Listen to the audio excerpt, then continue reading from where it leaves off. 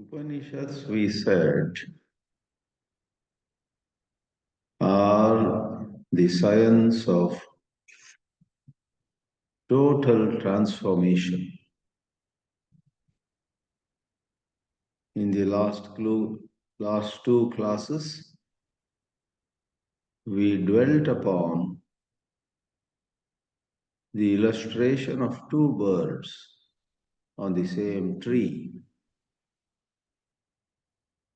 The first bird represents the state of affairs of every one of us on the path of sadhana.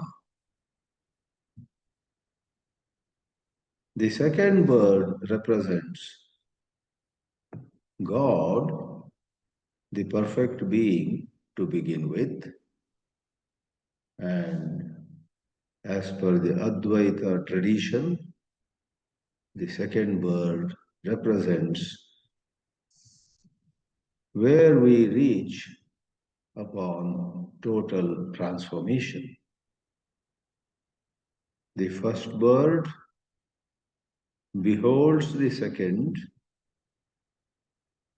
We are drawn towards God. We are drawn towards glimpses of our own potential perfection, and as we dwell on the Supreme Truth through Shravana, Manana, and Nididhyasana, we do not remain what we were before. We completely change. Therefore, in the third mantra, in the set of three that we saw, the last line said, Paramam Samyam Upaiti. The first bird attains Upaiti, supreme identity with the second bird. Jivatma becomes one with Paramatma. This inspires every one of us, but there is many a slip between the cup and the lip, they say. Even after deeply appreciating the teachings of the Vedanta, most people, vast majority of seekers, remain in conflict, in struggle, in despair, in agitations, and so on. Therefore, the Upanishads do provide certain exercises. They guide us to prepare ourselves for the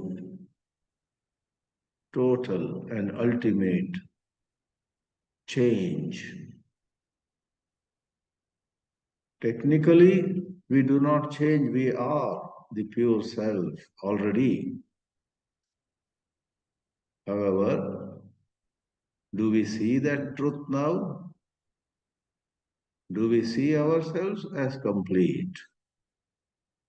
No. Though we may be perfect already, our perception presently is we are full of problems. So what ends actually is the erroneous perception. What is at a distance may be a rope, nothing to fear.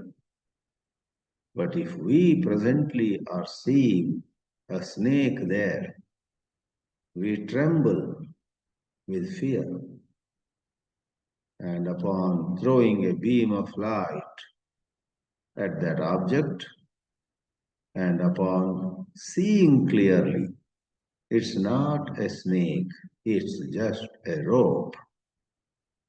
Our fear ends.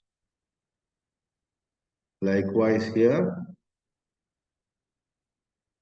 really nothing is happening. The rope was, is, and will be. There was no snake at all. The snake did not slowly change over to become the rope.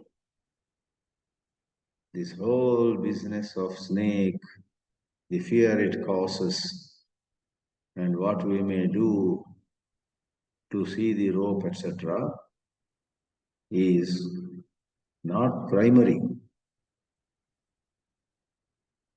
These illustrations have their own limitations. We should not stay stuck with the illustration. We should quickly take what the illustration is conveying. And in the case of the snake and the rope, what is conveyed is there is avidya, erroneous seeing, asamyak darshana at this moment, and that asamyak darshana has to end, and right seeing, samyak darshana, has to take place. In this session now, we shall look at an example of the guidance that the Upanishads provide towards preparing ourselves. And that preparation involves purifying our mind, making our mind single-pointed, chitta shuddhi and chitta ekagrata. Therefore, we go one section before the section where we found the example of the two birds on the same tree. And that is where, in this class now, we see a very inspiring example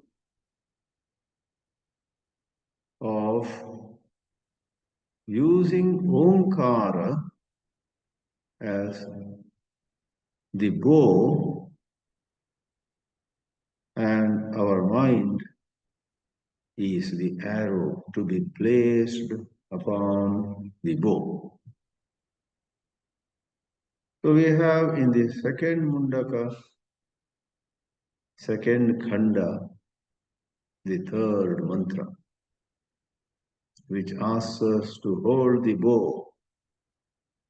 And the bow is no other than the celebrated monosyllable mantra. Oh. Incidentally, this mantra, Dhanur Grahitva Upanishadam Mahastram,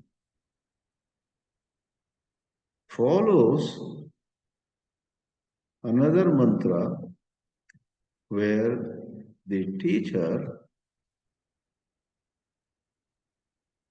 says to the student, beat your mind, train your mind to keep away impure thoughts, to not get distracted. Towards Chitta Shuddhi and Chitta Ekagrya, do certain exercises. So that is how we have the previous mantra. I am just showing how from the previous mantra, Adi Shankaracharya connects us to the mantra that talks about Omkara as a bow. The previous mantra, let me just read for you. It has this portion.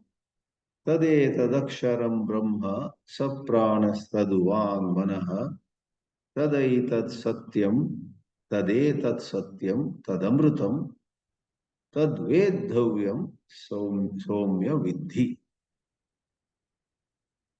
The words in blue letters are the last part of that previous mantra,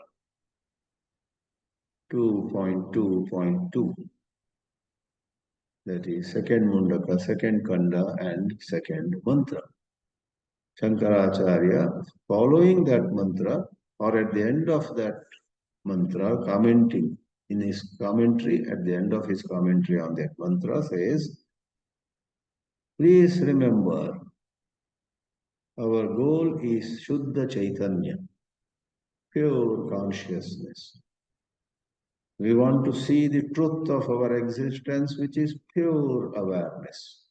We are not this body and mind. Chaitanyashrayo hi pranendriyadi samghataha. Our personality made of various energies such as breathing energy, vital energies, and indriyas, eyes, nose, and so on, mind, intellect. That's called pranendriyadi sanghataha. Coming together, the assemblage of various parts of the personality. For all that, prana might look very subtle and very high among them, but Brihadaranyaka Upanishad says the pure self, pure consciousness is pranasya prana. It is the life behind the life energies. If you are breathing, if you are living, you are alive, 100 processes are going on in your body and mind. All of them are amazing, but behind them all, there is the pure consciousness, without which all those things cannot happen. Pranasya pranam iti shrutyantarat, from the Brihadaranyaka Upanishad. Yat prana adinam antas chaitanyam aksharam. So, antaha, inside, inwardly, on a circular plane, behind the body, senses, prana, mind, and so on, Chaitanyam Aksharam, the imperishable, pure consciousness exists. Tadetat Satyam. Tadetat Satyam are the words from the previous mantra. That imperishable conscious truth is the truth.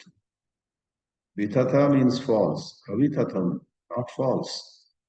And that is without death. Amrutam, Avinashi. And the word appears. That is the connection to the mantra we are especially seeing. The word appears, Vedhavyam. Vedhavyam means, as Shankaracharya says, Manasa Tadaitavyam.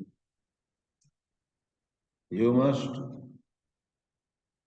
reach, you must touch, purify the mind and hit that target. That pure consciousness to be seen as your reality is the target. That Brahma has to be Tadaitavyam, has to be pierced. So Vedhavyam has multiple meanings. Touch it, hit it, pierce it, bang on it. How? With your mind. But the mind needs to be prepared. Therefore, the mantra which says, in order to prepare the mind so that you may successfully hit the target of Brahma, do this.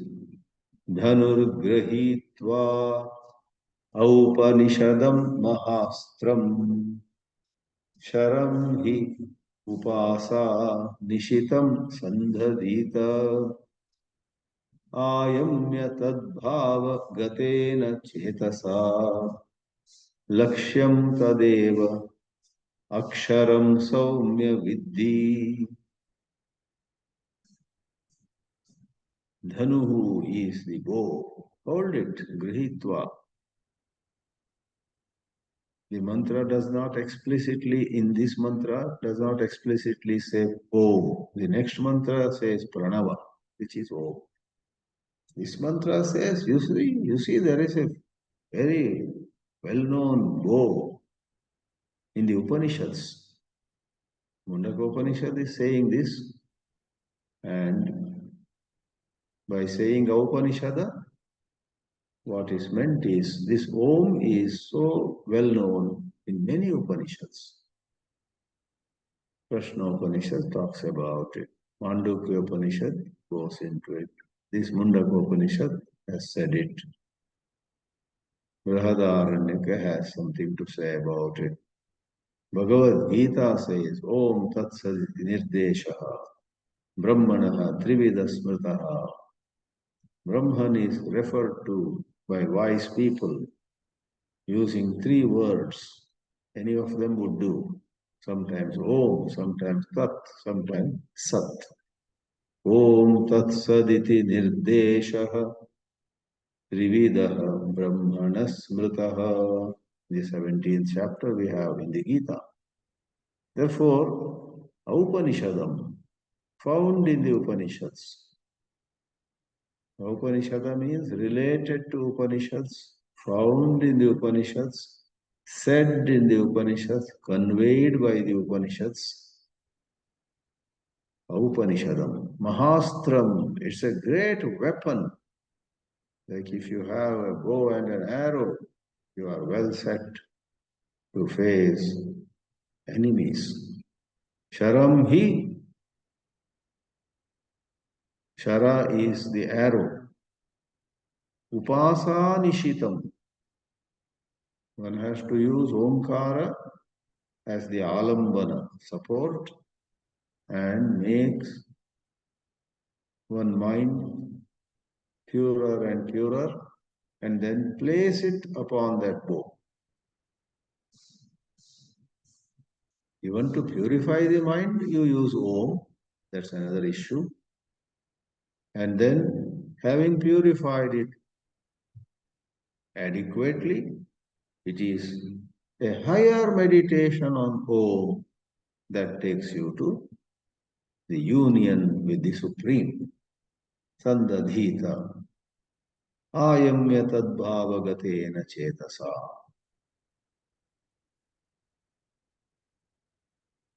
By the chetas, the mind, being filled with deep appreciation, sustained meditation on the Supreme Truth, ayamya, like a soldier or the archer, pulls the back end of the arrow towards himself and then releases it.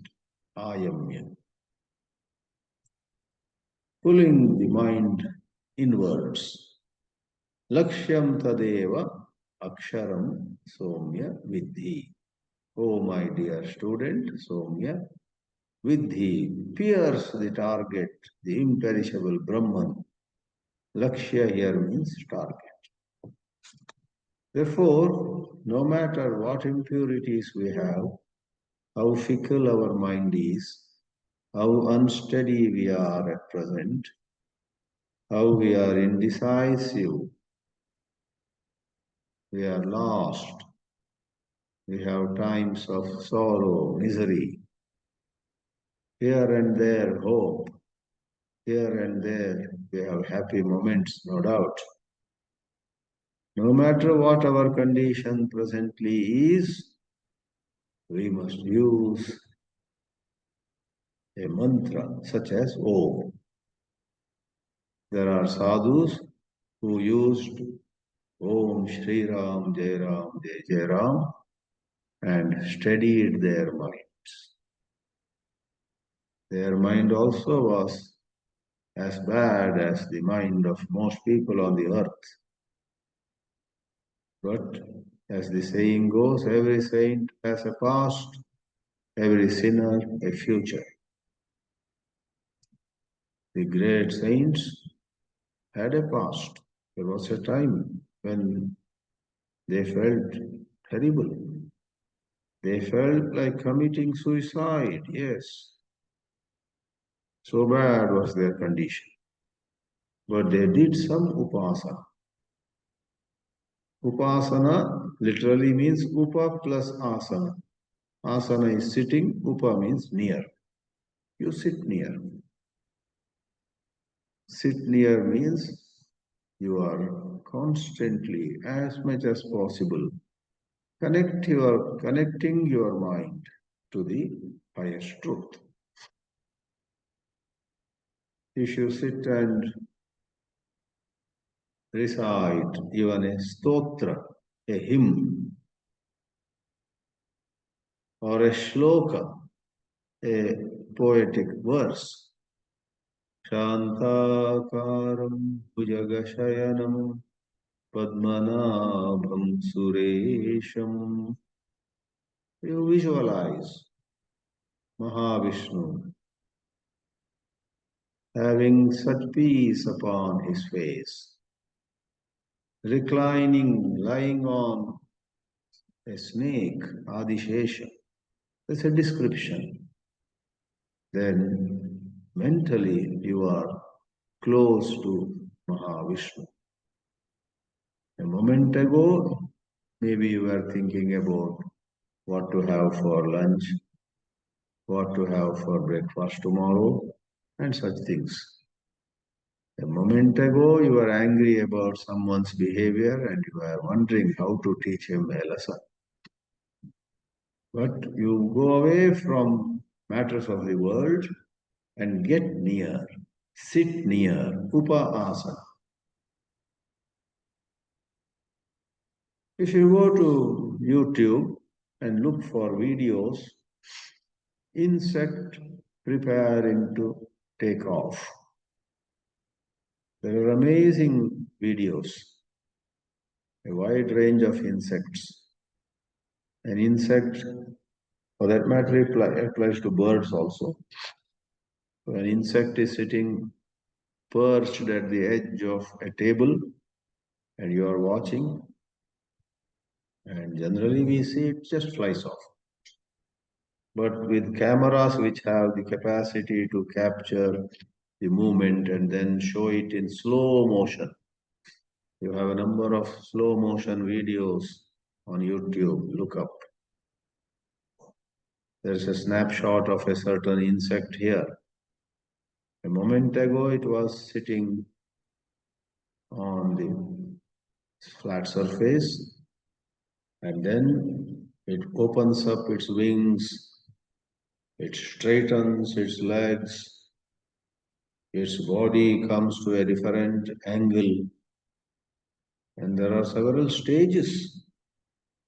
That's an area of research for certain scientists.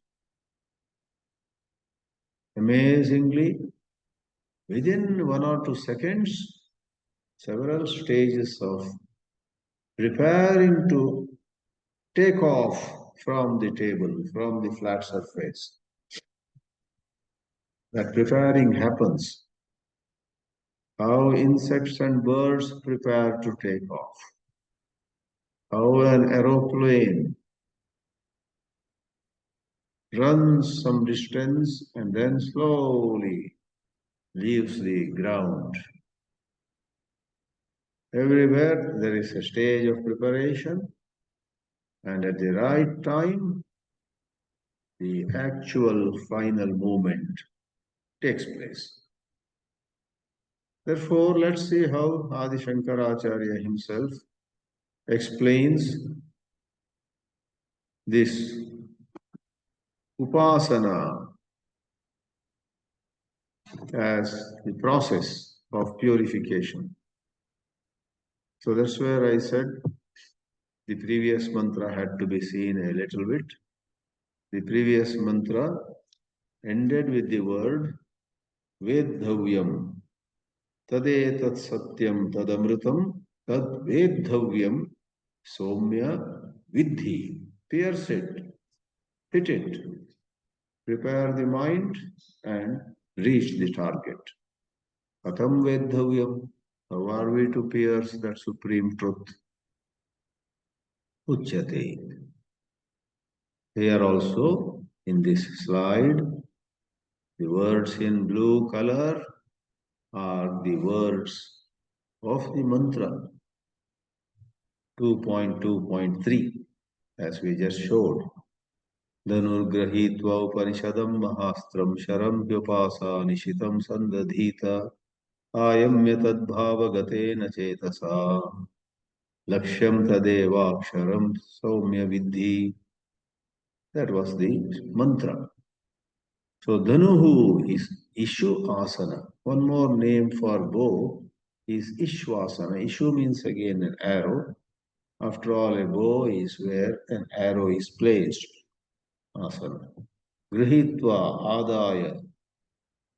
Why are you crying? Why are you lamenting? Why are you looking so hopeless and helpless? Don't you have the great mantra Om? Upanishadam means Upanishadsu Bhavam, found in the Upanishads. Upanishadsu Prasiddham, well known, the Upanishads.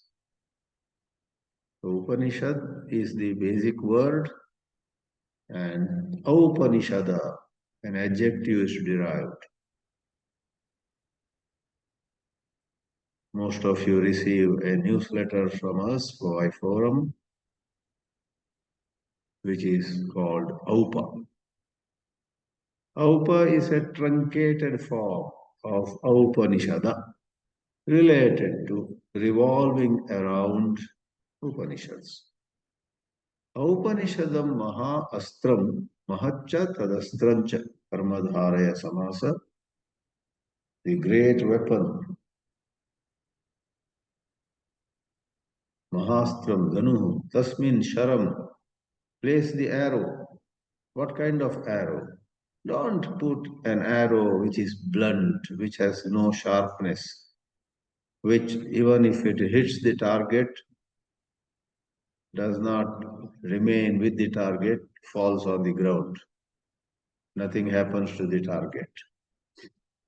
Even in warfare, imagine a soldier assails an arrow towards his enemy, and the arrow goes and hits the chest of the enemy, but nothing happens to the enemy. The arrow falls on the ground. The enemy just touches his chest and what was that? Something fell on my chest and fell off. Did without hurting me. Do you want to place such an arrow? No way. Upasana nishitam. The word used in the mantra is upasa. Upasa, upasana, upasanam. These are all synonyms. Upasa, upasanam, I explained already. Nishitam means sharpened. Santata abhidhyanena. If your teacher asks you, have you been repeating the mantra? Have you been doing japa? Do you sit down and focus on the higher truth? Don't say, yes, yes, yes. The second of every month I do it for 2 minutes. That is of no use. Santata, continuously, as often as possible. Mantra is said to protect us if we do manana upon it. Mananat trayate iti mantraha. Santata abhidhyani. Therefore, fix your mind on Om. At this moment, you may not have much clarity on the Supreme Brahman, but recite Om with Shraddha, with Bhakti, as the teacher in Kaivalya Upanishad says. Shraddha Bhakti Dhyana Yoga Avaihi. There is a yoga, spiritual practice, which involves Shraddha, Bhakti, and Dhyana. Through them, you may realize the highest truth. A certain student called called Ashwalayana, goes to Supreme Parameshti, Brahmaji. He goes to Lord Brahma and asks, Adihi Bhagavan Brahma Vidyam Varishtam. That's how Kaivalya Upanishad begins. In his response, Chaturmukha Brahma, an enlightened being, Divine One, says, please know this truth through Shraddha, Bhakti and Dhyana. So what happens? Tanukritam, mind is sharpened. Sanskritam, it is refined. Sanskrita, sanskara means purifying, refining. You take a copper vessel which has lost its shine, but with right material, you rub it, you wash it, you wipe it, and place it on the table or at the altar of your daily puja. The copper vessel shines and everybody looks at it. Wow, how beautiful. That purifying, cleaning, making it shine is sanskara. Sandadhita, sandhi, sandhana have this verbal form, sandadhita. One should connect. One should connect one's mind to the higher. Sandhayacha, having connected, then get further, go further. Ayamya, akrishya. As you are into that process, it's necessary that you handle your senses, indriyas, and the organs of action, karmendriyas, antakarana, mana, buddhi, chitta, ahankara. All of them, they tend to go towards their usual objects. No, svavishaya vinivartya. Don't allow them to think about things of the world. Lakshye eva avarjitam kritva. Place it in the lakshya. Lakshya is the goal. Lakshya is the target. You have sat with the purpose of contemplating upon Brahma. So saying Om, try to fix your mind on Brahma. Avarjitam kritva. Ityartha. Nahi hastena iva danushaha ayamanam iha sambhavati. The bow is an illustration. You don't have to pick up a physical bow and with your hand pull the back end of the arrow. All that physical exercise is not meant. Then what is it? Tadbhavagatena tasmin brahmani akshare lakshye, that is the object, target. Bhavana bhavaha, there must be feeling. There must be, as we said, Shraddha Bhakti. Chetasa, with mind being filled with certain appropriate feelings for what you are trying to accomplish. Tadbhavagatena chetasa yatokta lakshanam aksharam vidhi. The Mundakopanishad talks about akshara right from the beginning. When Shaunaka asks Angirasa, is there something upon knowing which everything becomes known? Right away, the teacher Angirasa talks about Paravidya, Aparavidya, and Paravidya, the higher wisdom, is defined as Atapara. Yaya tadaksharam adigamyate. Paravidya is defined as that insight by which you come to know the imperishable, Akshara, that is Brahma. Therefore, this is a terrific example, and that's how some more light is thrown in one more mantra. And the highlight of this last mantra we are seeing this session is that as the target is released, rather, as the arrow is released from the bow, it goes and hits the target, and the arrow meets the target.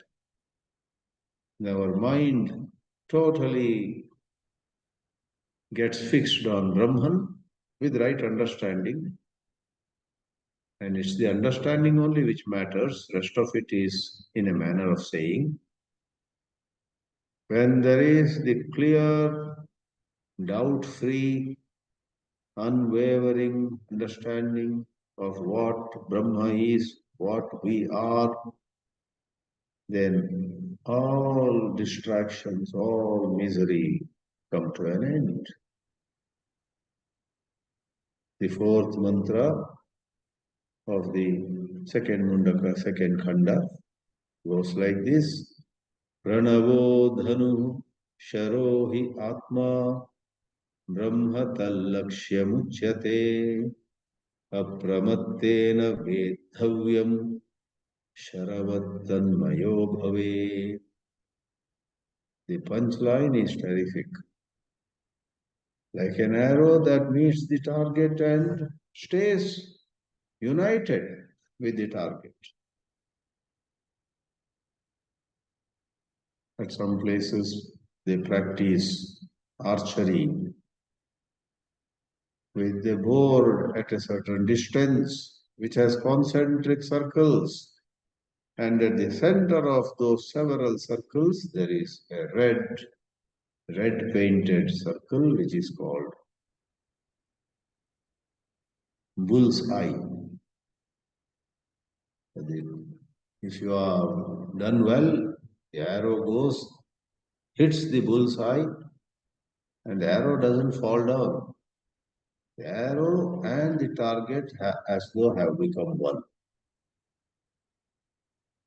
That being the illustration, the topic proper here is the seeker becomes one with the sought. The seeker becomes one with the sought. You become Brahma. You and Brahma are no more different. Towards the end of this Upanishad, Mundaka Upanishad says, the popular version of it is Brahma with Brahmaiva Bhavati. Knower of Brahman becomes Brahman itself.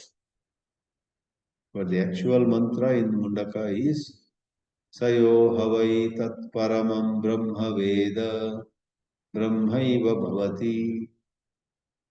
Whoever, lady or man, child or old adult, whoever knows Brahma becomes Brahma. This is the uniqueness of Brahma Vidya. One completely loses one's sense of separateness. Pranavo Dhanu, the bow we are talking about, is no other than Pranava. The word Pranava is Om. Om is called Pranava. Literally, Pranava means Prakarshena Nuyate Stuyate Anena iti Pranava. It's a sound O Anena, by which the Supreme Truth, God or Brahman, the absolute reality, is Nuyate, is praised. Nuyate means Stuyate, Stuti.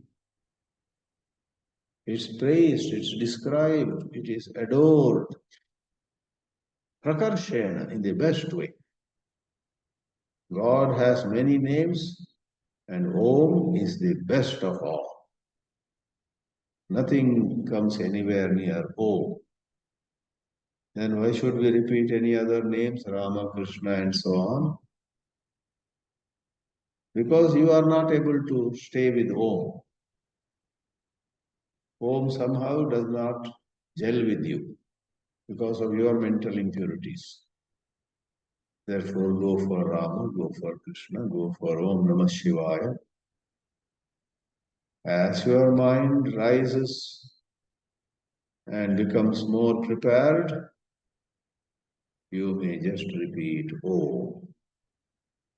Sharohi Atma. Atma here means the mind. Our own mind is the arrow, Sharaha. And it was already said that mind has to be purified. The arrow has to be sharpened so that the process meets with complete success. What's the target? Brahma Tat Lakshyam. Tat means Tasya Upasanasya Lakshyam. The target, the goal of all the spiritual exercise is to reach Brahman. And a word of caution in all these matters, one has to have the vigilance, alertness. One has to be very attentive. Pramatta means inattentive, careless, casual, not focusing well. Apramatta means very attentive, very careful, cautious, vigilant. A seeker ought to be extremely attentive and do this job of studying, reflecting, and meditating. Atmava are shrotavyaha, mantavyaha, vididhyasitavyaha. The result is Sharavattanmayo. Adi Shankara explains this. Pranavaha dhanuhu means Omkaraha dhanu. Yata Ishwasanam Lakshye Sharasya Pravesha Karana. But for the bow, the arrow will not go far. Ishwasana is bow. The bow is the factor that makes the arrow go long distance and enter its target. Yata dhanuhu sharasya lakshya gamane karanam. Tata atmasharasya akshare lakshya pravesha karanam omkara. How plain and simple Vashyakara is. For this arrow of our own mind, our own ego, our own separate self to fly towards the supreme truth and merge in it, pravesha karanam omkara. Pranavena hi abhyasyamanena.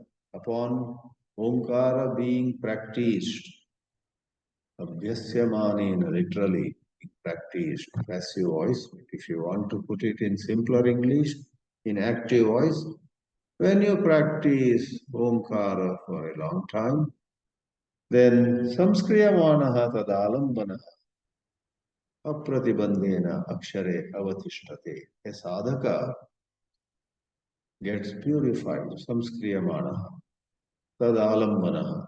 All along he has omkara as his support. Omkaraha alambanam yasya saha omkaralambanaha tadalambanaha yatha dhanusha astaha ishu lakshye. So well purified, having gained good amount of concentration, the bow, rather the arrow, reaches the target successfully. In the illustration, Dhanusha Astaha, set free, sent into space, sent into its journey by a bow, not just by hand. Take an arrow and throw it by hand. How far will it go? How effective will it be? Dhanusha Astaha, Dhanusha Kshiptaha, Ishu. Ishu is the arrow towards the target, Lakshya. Ataha pranavo dhanu iva dhanu. Therefore, we call Omkara a great book. Sharohi Atma. So, Sharaha is, we said for simplicity, mind. Shankaracharya says, by mind we mean this whole separate self, Upadi Lakshana, with the body, with the mind, with senses, with organs of action, with prana, pranendriya sanghata, Upadi Lakshana.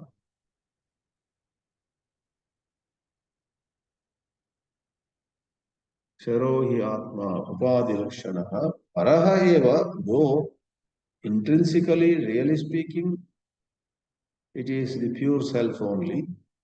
The snake is the rope only, but the present perception is it is snake. Paraha eva, swarupataha paraha eva, jale suryadivat iha pravishtaha dehe. Just as the sun gets reflected in water, and in a poetic language, we may say, the sun enters, pravishtaha, enters the water, and you see a sun in the water in a bucket. Likewise, the pure self, as though not really, enters into our body and mind. The Sarva Bauddha Pratyaya Sakshitaya. In every thought, in the most vulgar thought also, what actually is operating is a pure consciousness, illumining that vulgar thought. In the noblest thought also, that's pure consciousness. Therefore, Kena Upanishad says, Pratibodha Viditam Matam Amritatvam hi vindate. Atmana vindate viryam vidyaya vindate amritam. So Sarva Bauddha means Buddhi related. Bauddha is nothing to do with Buddhism or Buddha and so on. Here Bauddha means in all thoughts and ideations of the Buddhi intellect, Buddha Pratyaya idea, Sakshi. There is the illumining awareness. Sa Sharaha eva Swatmani eva Arpitaha Akshare Brahmani. So that separate self is arpita, is offered to the infinite reality.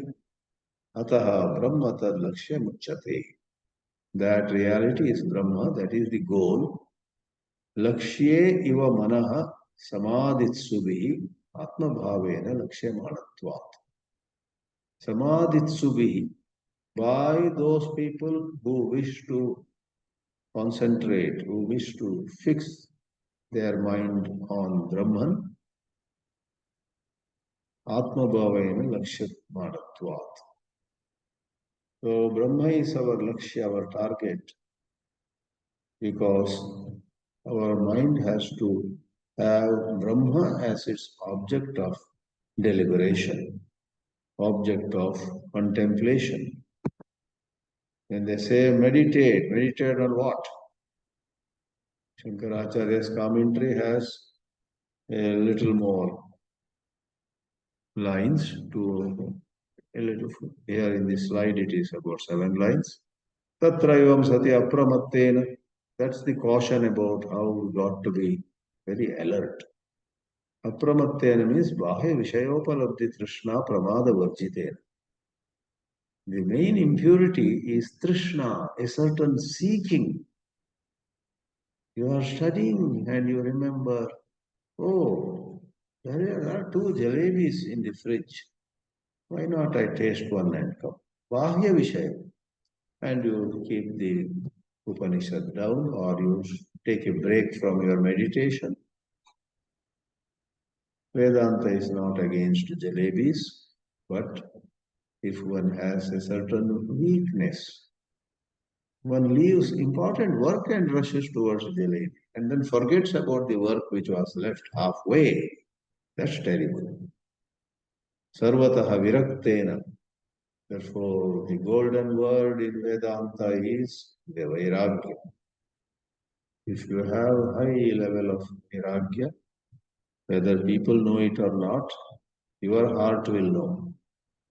You know that there was a time in my life when I had such weakness, or so easily I would get angry, irritated, annoyed, yell, scream, go into depression, go into boredom, go into loneliness.